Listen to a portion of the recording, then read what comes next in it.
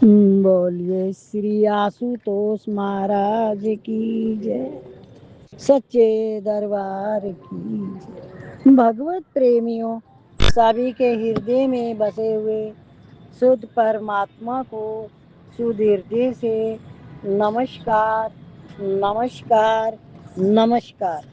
सभी के हृदय में बसे हुए शुद्ध परमात्मा को शुद्ध हृदय से नमस्कार नमस्कार नमस्कार। मनोनाश ही मुख्य साध्य है। साध्य समझते हो?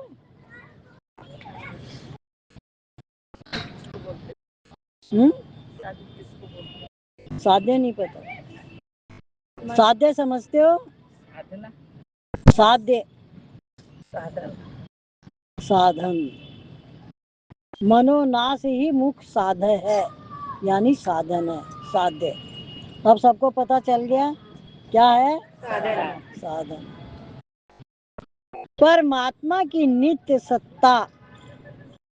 वशिष्ठ जी कहते हैं, रघुनंदन, जिससे यह संपूर्ण जगत उत्पन्न होता है, जिसमें संपूर्ण जगत स्थित रहता है, जो संपूर्ण जगत स्वरूप है, जो सब और विद्यमान है और जो सर्वमय है, उसी को नित्य परमात्मा समझो। सर्वमय कौन समझता? सर्वमय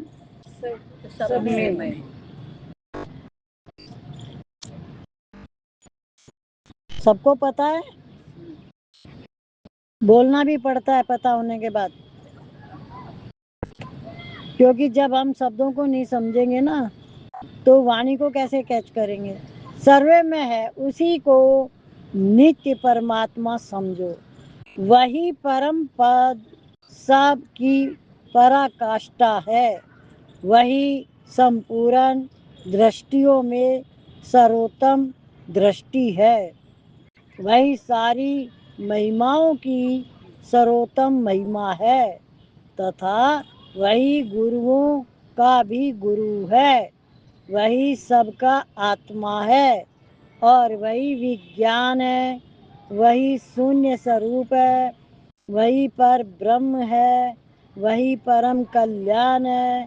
वही शांत और मंगलमय शिव है।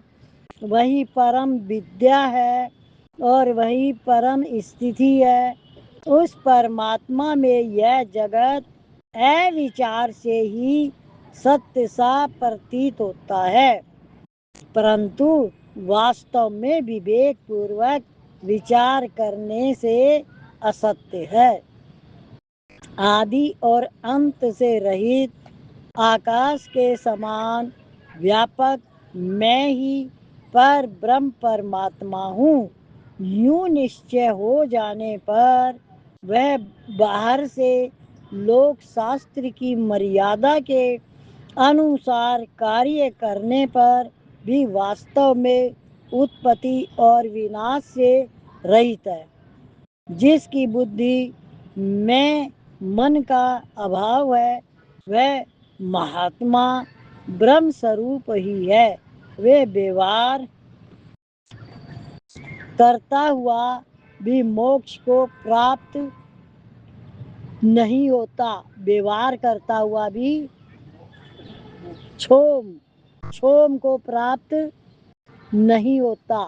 वही छह मतलब छह को, वही मुक्ति का अधिकारी है, जिसके अंदर छह यानी जो ब्रह्म ही रूप का वो व्यवहार करता हुआ भी क्षोम को प्राप्त नहीं होता, वही मुक्ति का अधिकारी है। क्षोम समझते हो ना दीदी? उसका किसी प्रकार से भी नुकसान नहीं होता है। क्षोम मतलब लय होना, मतलब उसके अंदर जाना नहीं है, उस ब्रह्म के सिवा कुछ नहीं है, ऐसा क्षोम। परमात्मा का संकल्प ही संसार है और उसका अभाव ही परम पद है।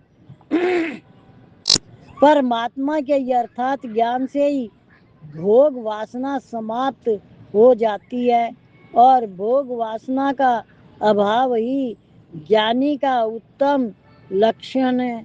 ज्ञान और वैराग्य के कारण तत्वज्ञ पुरुष को संसार के भोग स्वभाव से ही रुचिकर नहीं होते। ऐसा मनुष्य ही जीवन मुक्त कहा गया है, जिसके स्वभाव में कोई भी पदार्थ रुचि पर नहीं है, उसके अंदर उनकी आसक्ति नहीं है। वो कैसे भी जीवन जीता है पर उसकी आसक्ति किसी चीज़ों में भी नहीं है, तो वो मुक्त कहा जाता है। देखो इस तरफ जो आया उसमें आया परमात्मा जो है वो सर्वज्ञ, सब कुछ कितनी चीज़ों में बताया, भगवान ने अपने आप को कितनी चीज़ों में बताया, और फिर शून्य भी बता दिया, शून्य। तो ये जगत क्या है? जीरो। और जो खलेरा है ये है परमात्मा का, तो सब जगह परमात्मा ही व्यापक है। और जब हम इच्छाओं के कारण जगत को पकड़ते हैं तो वो माया अपना रूप धारण कर लेती है, और यदि हम उसको ब्रह्म रूप में देखते हैं तो हम व्यवहार करते हुए भी उसमें फंसते नहीं है। व्यवहार कैसा होता है कि जिससे जिस तरीके का भी व्यवहार किया जाए, आप किसी दुकान के पास गए हो कुछ सामान खरीदने, तो उससे आप कैसा व्यवहार करोगे? मोल तोल करोगे, ये सामान कैसे दिया, कितने का है, सारी बातें करोगे, है ना। उसको कहते हैं मोल तोल करके स्वभाव, जिससे कि आप अपने आप को उन चीज़ों में समझ सको कि ये ब्रह्म सत्य ही है। ये जो है लेन देन ये एक बाहरी जगत है और उसमें आप फंस नहीं रहे हो, उसको एक व्यवहार के रूप में कर रहे हो कि है तो ब्रह्म ही। अभी आपको दिखाई देगा कि यहाँ पे क्या लगा, ये भी ब्रह्म है, जो देखने वाला है वो भी ब्रह्म है। ऐसे आपकी वृत्तियों में आ जाएगा कि ब्रह्म ही सब कुछ है, देखने वाला और दिखने वाला दोनों में ब्रह्म आ गया, तो कोई तो है ही नहीं फिर ब्रह्म के सिवा, फिर क्या बचा? हुँ? ये जो शरीर है, अगर इसका असली रूप देख समझ जाओ, बाहर की प्रकृति दिख रही है, धरती, आकाश, अग्नि, जल, वायु, 5 चीज जानते हो सब, ये शरीर वो ही है, इन पांचों से ये बना हुआ है। और इन पांचों में आधे आधे भाग तो सबके अपने अपने हैं और आधे भाग में आपस में सबने बांटा हुआ है, पता है। जिससे जैसे कहीं पर भी एक पतंगा, भगवान ना करे, पतंगा कहीं लग गया तो रूप धारण कर लेगी, तो वो आधा रूप उसमें आ जाएगा अग्नि का। ऐसे ही हर चीज में आधा आधा भाग उनके पास अपना है, और आधे में से जितने भी भाग है उनमें सब में उन्होंने उसमें मिलाया हुआ है, उससे ये। और जीवा को अग्नि बोला गया है, तो इसको है ना कभी भी गलत शब्द ना बोले, क्रोध में ना बोले, किसी से कोई इच्छा रख के इस जीवा से कोई गलत बात ना बोले, ऐसी इच्छा ही ना रखें कि हमारे मुंह से गलत शब्द निकले। जब समझ आ जाएगी ना, अभी तो सुन रहे हो, मैंने ये महाभारत में सीखी थी, द्रौपदी को बोला था ये अग्नि है, अग्नि में से निकली है, उसका अर्थ था उसकी जीव्या। जीव्या क्या है? अग्नि है, जो हम भोजन ग्रहण करते हैं जीव के द्वारा ही हमारे अंदर जाता है, और आंतों के साथ वो नरम होएगा, पिसेगा आंतों में, फिर इस तरीके से सारी जगह काम करता है। आप साइंस में देखोगे ना, सब चीज पता चल जाएगी कि खाना कैसे नलियों से जाता है, कैसे हजम होता है। तो ये जो शरीर है अग्नि जल वायु पृथ्वी आकाश से बना हुआ है, इसका हमें कोई भी अहंकार करने का अधिकार नहीं है। इसको खिलाना पिलाना सुलाना घुमाना फिराना ये सब काम तो इसके करने पड़ेंगे, क्योंकि इसको ठीक रखना है। देखो, तत्व बोध होने के बाद मनुष्य की दिमागी मेमोरी अलग हो जाती है, तो वो उसको बहुत संसार से इच्छाएं नहीं रहती, और जब इच्छा नहीं रहती है तो वो किसी पे क्रोध भी नहीं करता, उसके अंदर किसी के प्रति किसी तरह की भी गलत भावनाएं नहीं रहती। क्यों नहीं रहती? क्योंकि वो अपने बाहर किसी को न शत्रु मानता है, न किसी को मित्र मानता है। आप जो कुछ हो, इसमें अभी अभी आया कि एक एक ब्रह्म की ही सत्ता, यानी एक परमात्मा ही है और कुछ भी है नहीं। जब एक परमात्मा है तो अब आपका एक व्यवहार चल रहा है संसार में, आप सबके साथ कैसा व्यवहार करते हो, क्योंकि सत्ता तो उसी की है तो वही। आप कैसे जीवन जी रहे हो, किस तरीके से क्या क्या कर रहे हो, वो आपको अपना खाता जांचना है। देखो, जगत का काम, जगत का सब कुछ यहीं रह जाएगा। वाणी की मिठास है वो आपके साथ प्रेम करवाएगी, क्रोध आपका यहीं रह जाएगा, पर आपके साथ उस आपके विकार चले जाएंगे। जितने भी क्रोध, लोभ, मोह, अहंकार है, ये सारे शत्रु, यदि आपने इनको जीते जी नहीं जीता, इनके ऊपर विजय प्राप्त नहीं करी, तो ये आपका स्वभाव वैसा बना देंगे जैसे ये खुद है। कैसा बनाएंगे? कैसे हैं ये खुद? हाँ, कैसे हैं?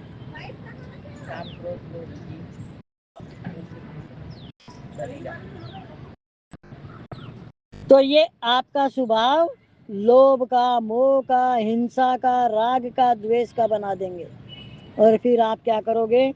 सुखी होंगे कि दुखी? तो जीते जी इन पे विजय प्राप्त करनी है, मरने के बाद कुछ नहीं है। फिर तो ये आपका संग करके, आपका स्वभाव वैसा बना के वैसे ही योनि में जन्म दिलवा देंगे। अभी आपके पास सारी चीज की फैसिलिटी है, कि वो फैसिलिटी क्या है?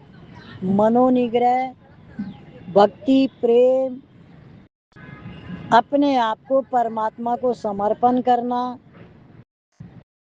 समर्पण का अर्थ होता है कि ईश्वर अंश, जीव अविनाशी, चेतन अमल, सहज सुख राशि। हे मानव, तू मेरा अंश है और तू सुखों की खान है, तो अपने आप की पहचान करना, मैं तो भगवान का ही हूँ और भगवान तो मेरे ही है। तो अब मुझे किसी से भी क्या कहना? एक राजा का लड़का एक राजा ही होता है, तो मैं भगवान का हूँ, तो मैं तो पहले से ही भगवान हूँ क्या? तो अपनी पहचान होते ही मनुष्य को इस देह से क्या हो जाता है? राग द्वेष रहित मन हो जाता है। आप शहंशाह हो। सत्ता सामान्य का स्वरूप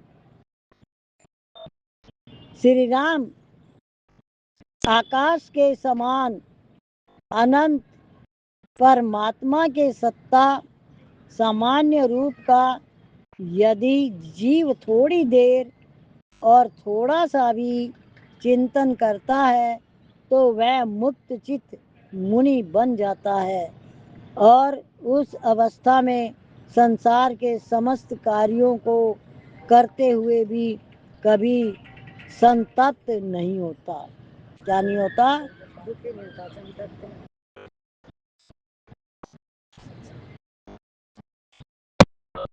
भगवान की सत्ता में कैसे अनंत काम काज हो रहे हैं? कैसे हो रहे हैं? ऑटोमेटिक चल रहे हैं। ऑटोमेटिक। अगर आप उसमें अपना सहयोग उसी तरीके से दे रहे हो, तो आपके जीवन में संतप्त यानी कोई भी परेशानी, दुख कुछ नहीं आएगा। पर आपको हृदय से, सच्चे हृदय से परमात्मा के संग जुड़ना पड़ेगा। आपका मन कहाँ जुड़ा हुआ है? किससे जुड़ा हुआ है?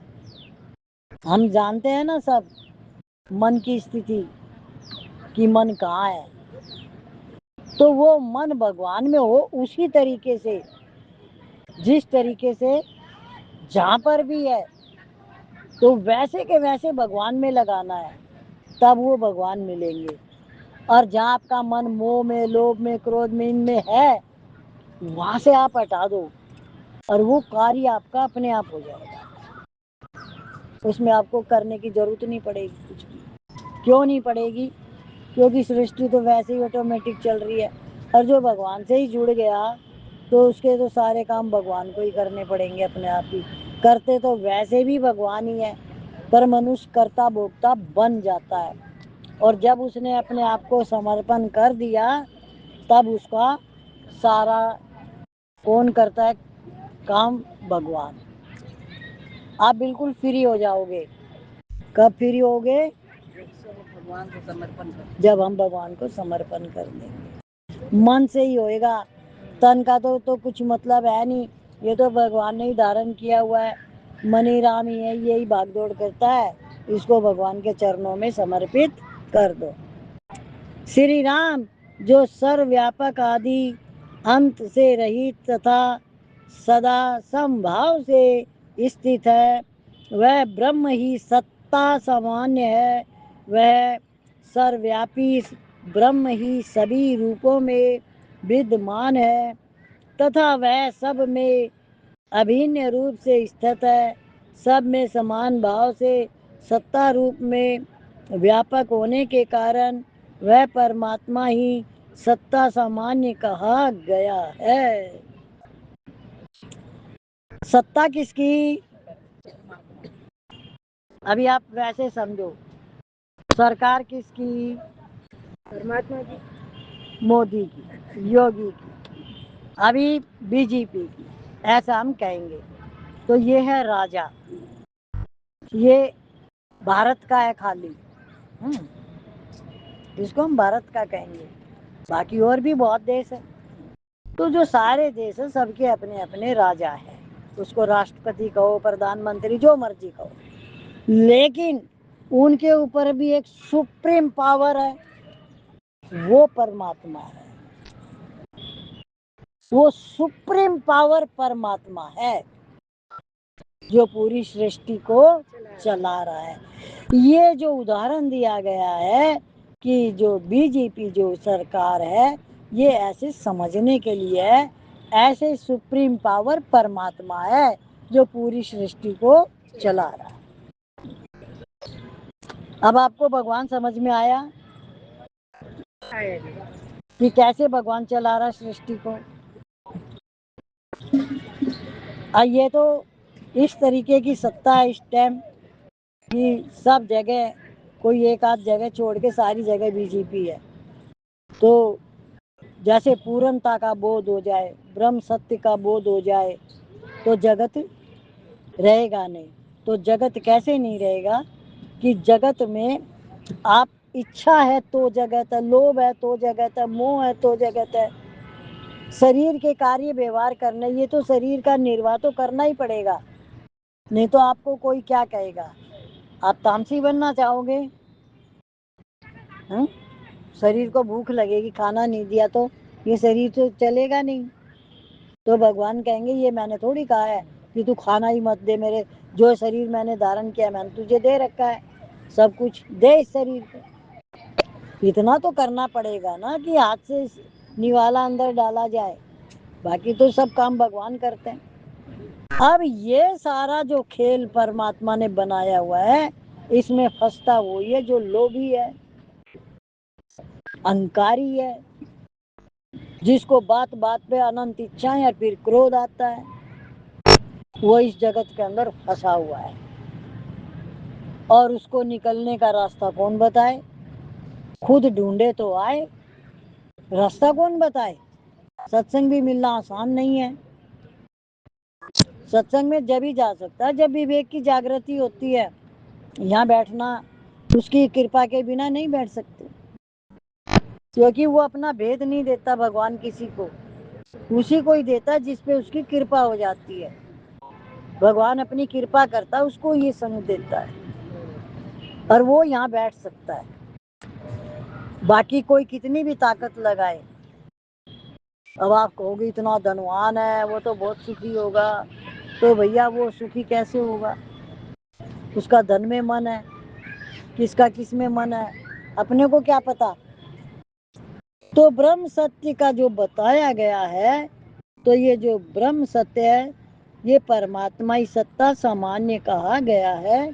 परमात्मा की सृष्टि है, परमात्मा ही चलाने वाला है और परमात्मा का ही सारा साम्राज्य है। अपना बनाओ मत, परमात्मा का ही मान के चलो। उसने हमें दिया है, हम उसका शुक्राना करें और उसका खाएं पिए बांटे भी, सुख शांति से रहें जीवन में। सृष्टि सत्य भी है और असत्य भी। श्री राम परमात्मा के सर्वव्यापी होने के कारण यह जीव भी सर्वव्यापी है और उस परमात्मा की सत्ता से ही यह संसार सत्य सा भाषित होता है, किंतु वास्तव में यह संसार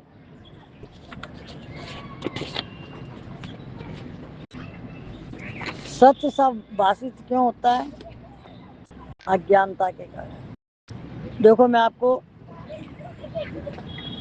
इसका उदाहरण है एक, जैसे एक फ्लोर में 4 फ्लैट है और एक जैसे है और सबके एक जैसे नंबर लगा दिए जाए, भाई इसका भी B2, इसका भी B2, इसका भी B2, इसका भी। अब आपको अपना घर कैसे पता चलेगा कि भाई मैं किस घर में जाऊँ? सारे तो B2 ही बने हुए हैं। आप कैसे जाओगे अपने घर में? कुछ ना कुछ तो पहचान करेंगे देवी जी, कुछ ना कुछ तो हम पहचान करेंगे, तब हम अपने घर में जाएंगे। आप दूसरे के में तो नहीं जाओगे ना, पूरी ताकत लगाओगे ना ये करने की, पहचान की करोगे ना पहचान, दूसरे के घर में नहीं जाओगे ना। ये संसार भी ऐसे ही है, इसके अंदर जब कोई का मन लगा देता है, देवर के पैसा हो गया, जेठ के पैसा हो गया, उसके 2 बच्चे हो गए, उसके 2 लड़के हो गए, ये दूसरे के घर में घुसना है। आप अपना नंबर देख के अपने घर में नहीं जा रहे हो, दूसरे के घर में चक्कर लगा रहे हो, और ये कर्म बनते हैं ऐसे। आप समझ में आया? क्यों? उससे आपका दिमाग अलग होएगा, खून जलाओगे, किसी और से भी 4 बात कहोगे कि वो तो ऐसे है, वो तो वैसे है, वो तो यूं है, इतने ही कर्म बनाओगे द्वेष के कारण। उनका जो हुआ सो हुआ, तुम क्यों उसमें घुस रहे हो भाई? हाँ, दूसरे के घर में घुसे हो कि नहीं घुसे हो? अगर देखते हो तो ऐसा, और खुद ने देखा तो देखा, उसको फोन कर करके भी दूसरे को बताते हो और आगे बढ़ते हो। अब बताओ, ये अब आपका स्वभाव बनेगा राग द्वेष का, कौन बचाएगा? ये संसार ऐसे है। अब आपको बचना है कि जाना है दूसरे के घरों में? दूसरे घर में नहीं जाना, किसी के भी, बहू के पियर भी। वैसे कौन बुलाता है? वैसे कौन बुलाता है? जाते कैसे हो? तो ये समझी ही नहीं है,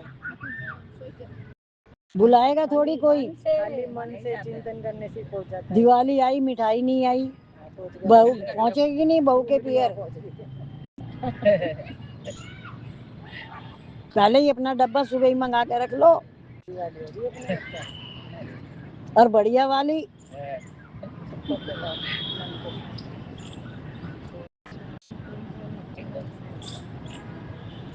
तो किसी के भी घर में नहीं जाना है। और सच पूछो तो किसी से इच्छा रख के ऐसी चीजें भी रखते हो, खाते तो है ही नहीं।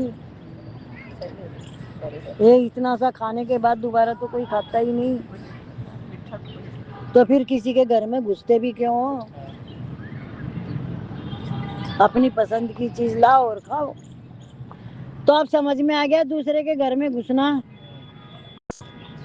अब आगे से कोई घुसेगा नहीं, तो आप बचोगे, राग द्वेष से भी बचोगे, इच्छाओं से भी बचोगे, और मन भी शांत रहेगा, और आपका अपने ऊपर ध्यान जाएगा कि मुझे क्या लाना है, मुझे क्या करना है, और नहीं तो दूसरे पे ही ध्यान रहता है।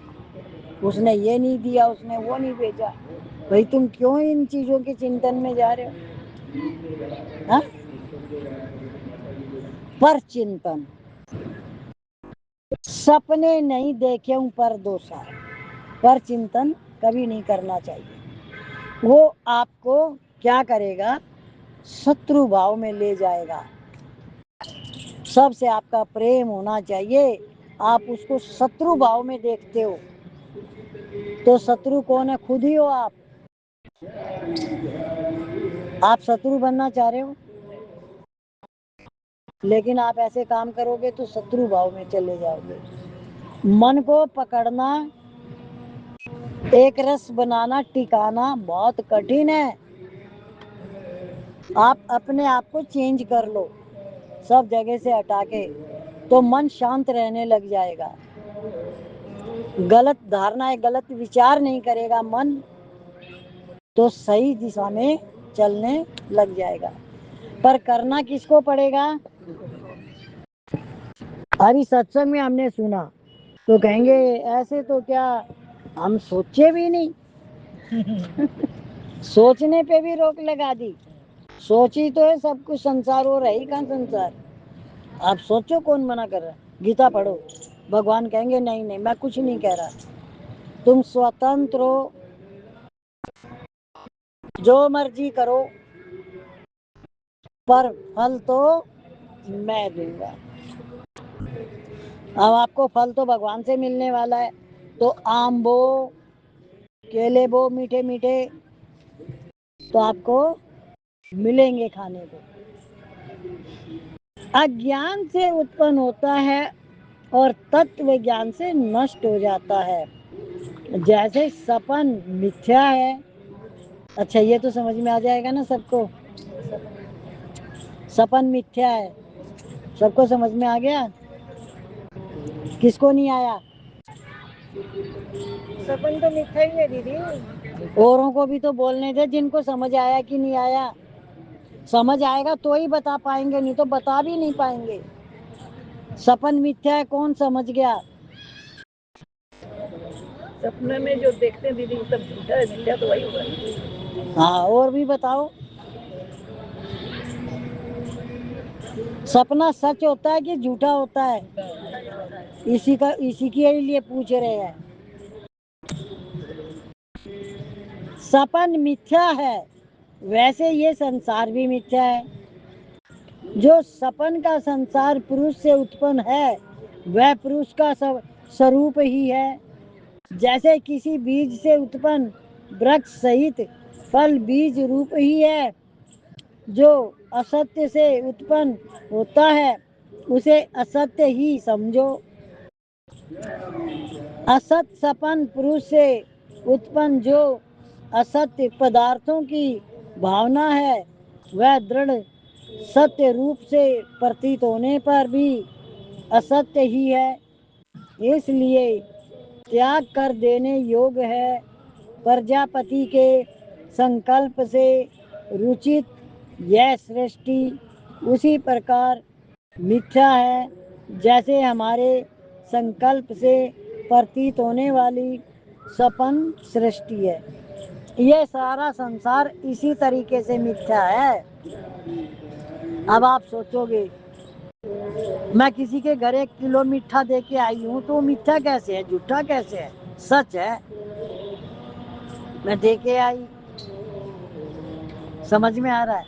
ये आपने जो दिया वो आपका एक भाव था, उनको खुशी मिली, पर आपको देने में भी खुशी मिली, उनको लेने में खुशी मिली, तो ये कितनी देर का व्यवहार होता है?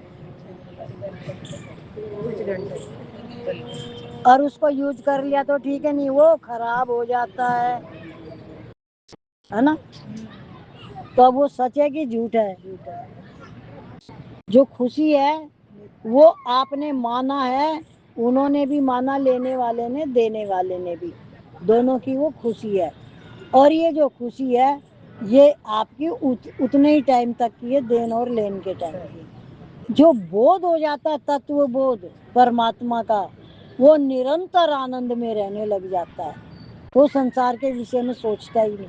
भले ही वो 1 किलो डब्बा क्या 10 किलो डब्बे भी बांट जाए, फिर भी उसके अंदर में ये सब चीजें नहीं होती, क्योंकि उसके दिमाग में एक ही चीज होती है, लेनी है वो, देनी है वो, और बनाने वाला भी वो। मिठाई बनाई उसने, लेके वो आया, बांट के वो आया, खाया भी उसने। अब बताओ आपने क्या किया? और यही सच है। तो ये सारा जो संसार है मन रचित है, मन की कल्पना से बनाया जाता है ये। जैसे आप लेटे हो, लेटे लेटे आपको ध्यान आया, अरे 4 बज गए, मेरे को तो सत्संग जाना है, फटाफट उठ के आपने तैयारी करी अपनी। ऐसे हर एक काम याद आएगा और आप उसको करोगे जब तक इस शरीर में प्राण है। और उसके बाद आपने चित्त में राम राम भर रखा है तो राम राम जाएगा आपके साथ। और आपने अपनी दिरानी जिठानी अड़ोसी पड़ोसी सारे रिश्तेदार भर रखे हैं तो वो जाएंगे साथ में, वो आपसे हिसाब ले लेंगे, वो आपके जन्म मरण में आएंगे सारे। जितना जाना है जाओ, कोई मनाही नहीं, क्योंकि जहाँ भी हम जाएंगे कहीं ना कहीं तो राग द्वेष तो होगा ही, होगा कि नहीं होगा। उस स्वभाव को कौन बदलेगा, क्योंकि आप तो उनको ही मान के बैठे हो। नहीं नहीं ऐसे कैसे, इनके बिना तो गुजारा ही नहीं है, जाओ। तो वो आपके चित्त में रहेंगे और वो आपके साथ जाएंगे। और राम राम भज लिया तो राम राम आपके चित्त में रहेगा और वो आपके साथ जाएगा। आपके साथ कौन रहना चाहिए? तो राम राम के साथ ही आपको रहना पड़ेगा। यदि आपने फिर गड़बड़ करी तो,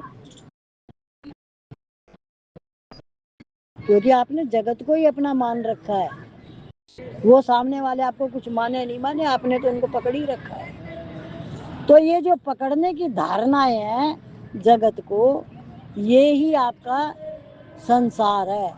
उसको छोड़ दो और परमात्मा की चरण धूलि में मन को लगाओ, ये सच है। चीन में ब्रह्म के संकल्प से ही यह सृष्टि स्फुरित हो रही है। इस संसार में ऐसी कोई वस्तु नहीं है जो सत्य न हो, क्योंकि वह सब कुछ ब्रह्म का संकल्प होने से ब्रह्म का स्वरूप ही है, एवं ब्रह्म का स्वरूप होने से सत्य ही है। साथ ही ऐसी कोई वस्तु भी नहीं है जो असत्य न हो, क्योंकि वह कल्पना मात्र होने से असत्य ही है। जैसे सपन में निमन पुरुष सपन काल में वस्तुओं की स्थिर स्थिति ही देखता है, उसी प्रकार इस सृष्टि में जिस अज्ञानी की बुद्धि निमग्न है वह सब विषयों की स्थिर स्थिति देखता है, किंतु यह सृष्टि वास्तव में सपनवत कल्पना मात्र है। संसार को अत्यंत स्थिर समझने वाला यह जीव एक सपन से दूसरे सपन में प्रवेश करने वाले की तरह मोह के कारण एक भ्रम से दूसरे भ्रम में पड़ जाता है। आपको भ्रम समझ में आया? देखो, अपने आप सोचोगे ना उस दिन ज़्यादा बढ़िया लगेगा, आपको अच्छा लगेगा और समझ में भी आएगा। आपका मन नहीं लग रहा, अब आप कहीं और मन लगाने का रास्ता ढूंढ रहे हो, कहीं मन लग जाए तो किसी को फ़ोन करोगे और क्या क्या पता नहीं क्या क्या करोगे, और थोड़ी देर के बाद मन तो वही है। आपने फ़ोन कर लिया, सारे गप्पे मार लिए, फिर मन तो फिर वही है, क्योंकि आपने उसको जीता तो है ही नहीं, बहलाने की कोशिश कर रहे हो, तो वो बहलता तो है ही नहीं। या तो उसे स्थिर यानी स्थिर बनाओ कि वो हिले डुले नहीं, मन भागम भाग ना करे, और नहीं तो वो तो भागेगा। आपका मन कहीं भाग रहा है, आप उसको टिका नहीं पा रहे हो तो भागेगा। तो इस इस कल्पना का जो नाम है वो है स्थिरता। जब स्थिर तत्व का पता चल जाएगा, स्थित प्रज्ञ मुनि, यानी आपने अपनी इंद्रियों को, विषयों को अपने कंट्रोल में कर लिया, आपकी आज्ञा के बिना कुछ नहीं हो सकता, तो आपका कोई नुकसान कभी भी नहीं होगा। अब ये काम कितनी जल्दी करोगे?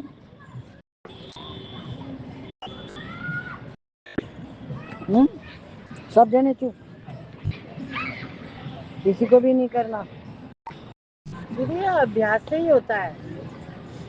नित इसका निग्रह करो मन का, अभ्यास से, सत्संग सत से जुड़े रहो, परमात्मा से जुड़े रहो, तो ही होता है। जो पूछा था ना वो बताना था। ये पूछा था कि भाई कैसे करोगे ये काम, बस उतना ही बोलना था कि अपने आप को भगवान में लगाओ। बोलिए श्री आशुतोष महाराज की जय, सच्चे दरबार की। सागर से भी गहरा मेरे सतगुरु का प्यार है, देख लगा कर गोता एक बार तेरा बेड़ा पार है। सागर से भी गहरा मेरे सतगुरु का प्यार है, देख लगा कर गोता एक बार तेरा बेड़ा पार है। भव सागर में एक दिन तेरी जीवन नैया डूबेगी, भव सागर में एक दिन तेरी जीवन नैया डूबेगी। खेते खेते एक दिन तो पतवार भी तेरी टूटेगी, खेते खेते एक दिन तो पतवार भी तेरी टूटेगी। जाएगा उस पार तू कैसे, हर तरफ अंधकार है, देख लगा कर गोता एक बार तेरा बेड़ा पार है। सागर से भी गहरा मेरे सतगुरु का प्यार है, देख लगा कर गोता एक बार तेरा बेड़ा पार है। सौंप दे नैया गुरुदेव को, वो ही पार लगा देंगे। सौंप दे नैया गुरुदेव को, वो ही पार लगा देंगे। चरण पकड़ के आकर के तू सोए भाग जगा देंगे। चरण पकड़ के आकर के तेरे सोए भाग जगाएंगे। पापी से दूरा पापी को भी करते ना इनकार है, देख लगा कर गोता एक बार तेरा बेड़ा पार है। सागर से भी गहरा मेरे सतगुरु का प्यार है, देख लगा कर गोता एक बार तेरा बेड़ा पार है। संत समागम हरि कथा भी गुरु कृपा से मिलती है, संत समागम हरि कथा भी गुरु कृपा से मिलती है। दर्शन होता है निराकार का जब गुरु की ठोकर लगती है, दर्शन होता है निराकार का जब गुरु की ठोकर लगती है। सतगुरु कृपा के बिना हमारी जिंदगी बेकार है, देख लगा कर गोता एक बार तेरा बेड़ा पार है। सागर से भी गहरा मेरे गुरुदेव का प्यार है। देख लगा कर गोता एक बार तेरा बेड़ा पार है। देख लगा कर गोता एक बार तेरा बेड़ा पार है। बोलिए श्री आशुतोष महाराज की जय। सच्चे दरबार की जय।